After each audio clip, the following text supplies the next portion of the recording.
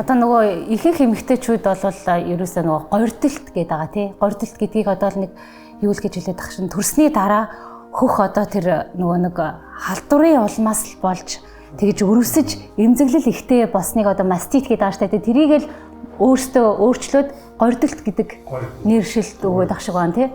Ер нь тэгээд ямар ба нэг өвчин бол ерөөсөө шууд хүчин зүйлээс гадна одоо энэ сэтгэл санааны жишээл одоо Гиппократ чинь 2000 жилийн өмнө хэлсэн байл шүү дээ. Сэтгэлийн нэмчлэггээр биеийг нэмчилж болохгүй гэдэг.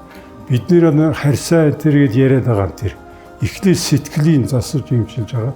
Тэгээд тэр чи гордолч нэг сэтгэл санааны бас нөлөөлнө мэдээж. Ихтэй нь бол нөгөө хөхний одоо ингээд толгой сүү гарч байгаа хөх чинь толгойд 10 хэдэн нөх байдаг. Тэр ариун сэврийн гигэн гэдэг эрүүл ахуй одоо юунаас болоод тэр микроб орсны улмаас нөх хавдаад байгаа л да. Идээд өвсөл бий болоод байгаа шүү дээ. Энэ ч бол ээлбэг тохиолдож байгаа.